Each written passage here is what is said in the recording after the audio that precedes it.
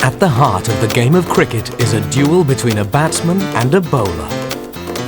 A fast bowler can send the ball at fantastic speeds. The ball reaches the batsman in half a second. At times, it travels too fast for the human brain to react to. The ball seems to defy the laws of physics. During this battle, there is only room for one general, the captain. He's the man who must manipulate minds in this match.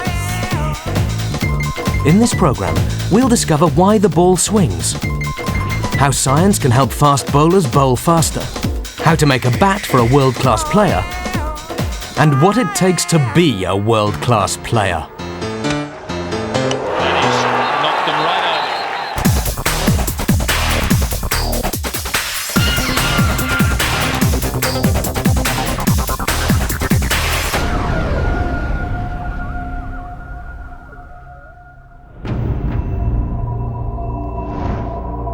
To outsiders, cricket can seem a strange and alien world. The players wear white. The ball plays tricks on the mind. It's a game of mysterious skills and a language of its own. Googly, Yorker, Cutter, Golden Duck. It can last for days. It demands the stamina of an athlete, the flexibility of a gymnast, the strength of a javelin thrower, and the mind of a chess grandmaster. But at its heart, it is a battle between a batsman and a bowler. True cricket fans know the game's many rules, but here's a beginner's guide. There are 2 teams of 11. The bowler bowls to the batsman. He tries to score runs by sprinting from where he bats to the second wicket, where the bowler bowled from. To get the batsman out, fielders try to catch the ball or throw the ball at the wickets to knock them over. Depending on the competition, the game can last between 1 and 5 days. Although the rules were invented 300 years ago, it's science that is now helping shape the modern game.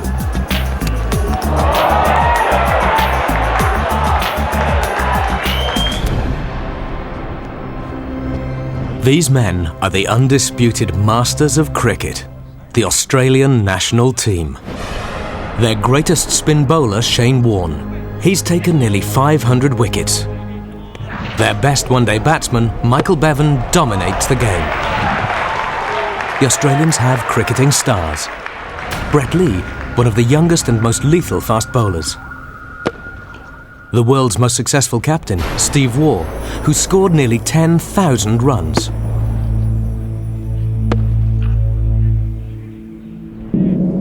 The Australians are supremely fit.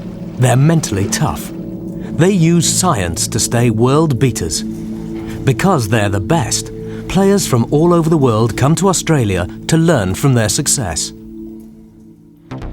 The English invented cricket, but the national team is underachieving. These young cricketers from the English National Academy have turned to their old enemy, Australia, for help. Rod Marsh, Australia's best ex-wicketkeeper, has been given the job of transforming this new generation of cricketers into men who can beat the Australians. I mean, his rhythm, well, he hasn't got a rhythm, because I don't think he's ever practiced bowling 2 balls the same. No.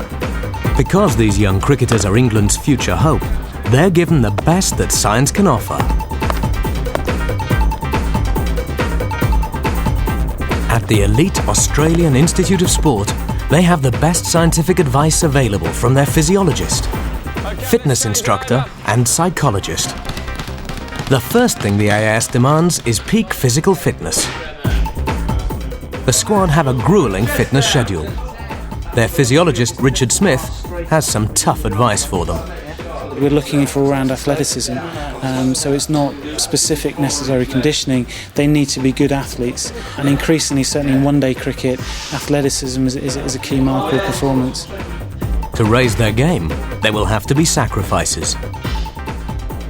These guys will get used to the fact that they can't afford to drink if they're going to train properly with the training workloads we give them, because they simply won't be able to do the job at training. 1 or 2 beers isn't going to hurt them, or 1 or 2 glasses of wine, but I mean, Gone are the days, like my time, for example, where you basically drank and ate what you wanted. Things are different now. They're professionals, and the game has changed in that area. The English are not the only team to ask Australia for help. The under-19 Bangladeshis are training here too. They too are being whipped into shape to give them explosive power, strength, speed and endurance. But the Australians know that today's cricketers must also work on their mental fitness to survive in the modern game. Above all, international cricket is all in the mind.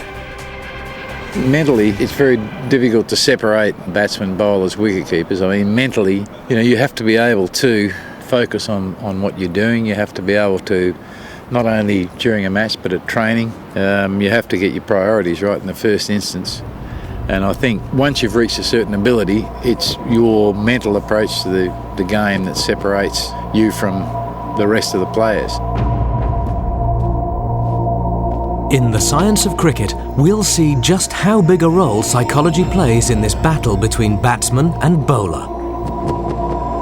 A bowler can crush a batsman by bowling at bone-breaking speed.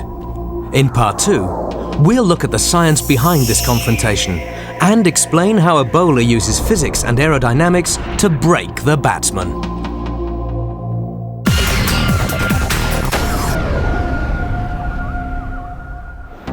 Akram is the bowler and Gooch is taking... Fast bowlers, pacemen. These are the players who open the bowling, launching balls at batsmen at speeds of up to 90 miles, that's 144 kilometres per hour, in the hope of getting them out or turning them into nervous wrecks. Oh, that's beautifully bowled.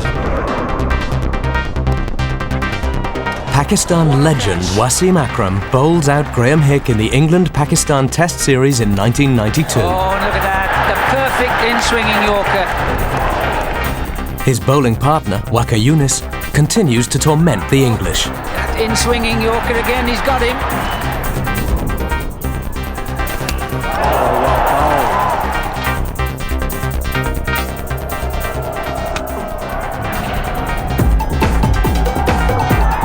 Big shout, and that's out.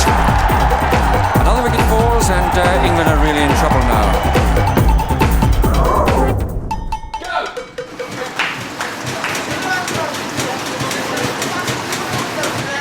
According to the Bangladeshis coach Troy Cooley, fast bowlers have to have something special.